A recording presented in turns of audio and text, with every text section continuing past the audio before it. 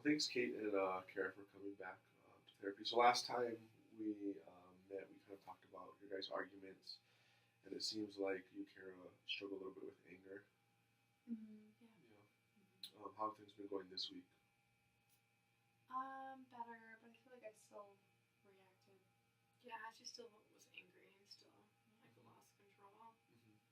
Like I was aware of myself doing it, but I still have no idea why I do it or how to stop it or why I feel so out of control in those moments. So at what point in the argument do you find yourself getting angry and feeling like you're going to lose control?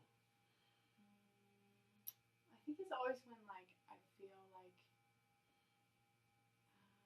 what's different with no, I guess it's about the same with Kate and with my husband. I feel like it's both when they start attacking me, and then I feel like when it's my fault, then But she does it the slightest thing. I'll be like, well, Mom, she'll tell me all the things I'm doing wrong, and I'll be like, well, Mom, you did this, that's why I did it, and then it's immediately she feels like I'm attacking her. So I can't even say what her part was in it without her feeling like it was totally her.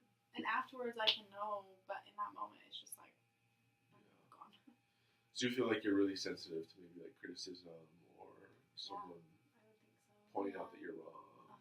Or the thing that I did that made them do it. Or when I feel like they're saying that it was I made them do it because I did this thing. I guess, yeah. Have you found that that's been something that's been consistent throughout your life, or is this something that's a little newer? I guess probably when I was younger, I mostly just tried to have anyone notice me, so I wouldn't be angry at them. But then when I got a little older, then I would react. Yeah, I guess I do that a lot. My husband would say I probably was like that since we got married. Okay, so even when you were younger, you tried to avoid being criticized. Is that what you said? Yeah, yeah. I just didn't like being around people. Yeah, especially adults. Adults, yeah. Where did that fear start? Do you know? Well, my parents weren't the greatest parents in the world.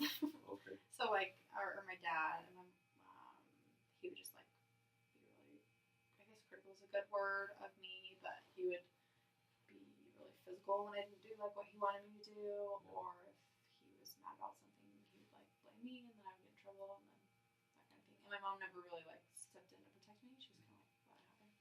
Okay. So when you say physical, what does that mean? Did he hit you?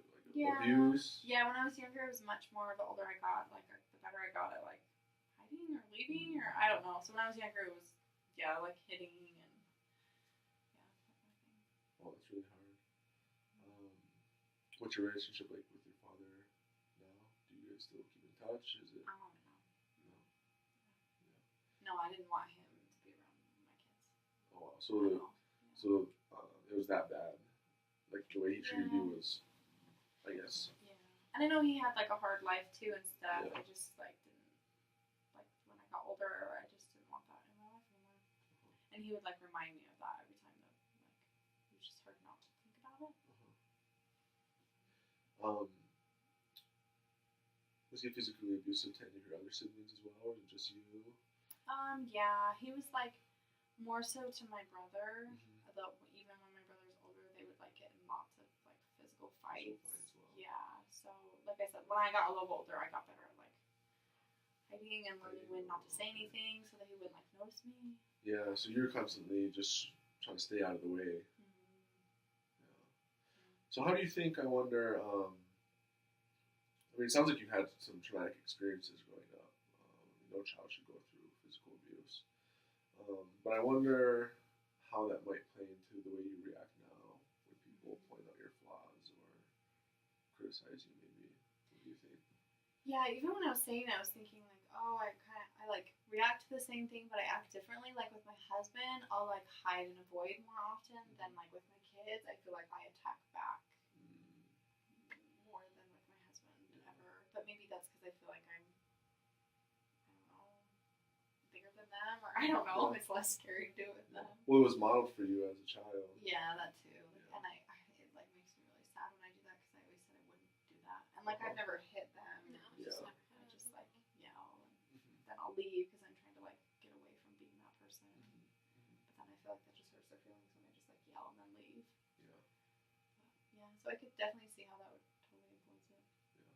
So it sounds like a part of you recognizes after the fact that your behavior was wrong, or at least your reaction was inappropriate, despite whatever it was that Kate did that might have been a misbehavior or against the family rules. Yeah. But it also sounds like when she criticizes you, you get triggered really easily, you become emotionally flooded and angry. Yeah, I just feel like out of control. Like I'll know afterwards, and I'll like come and say sorry, and then we can usually talk about it. But like in that moment, I just feel totally out of control. Yeah.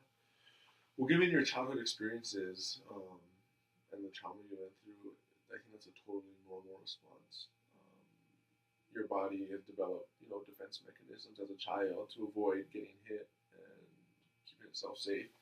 And those same defense mechanisms have transitioned over to adulthood as well.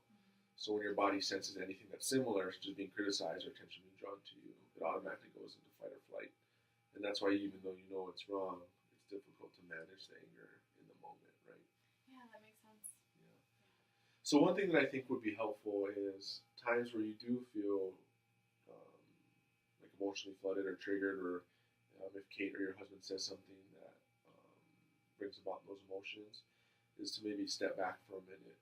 And now that you kind of know what that process is, to really think about is my anger coming from what we're discussing, or is it because it's triggering my past experiences?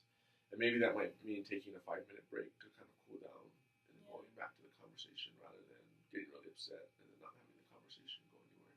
Yeah, I don't think I've ever tried that. I usually So why don't this week you try that and let me know how it goes next session and we can adjust. Does that sound Sounds great. good? All right, cool. Thanks.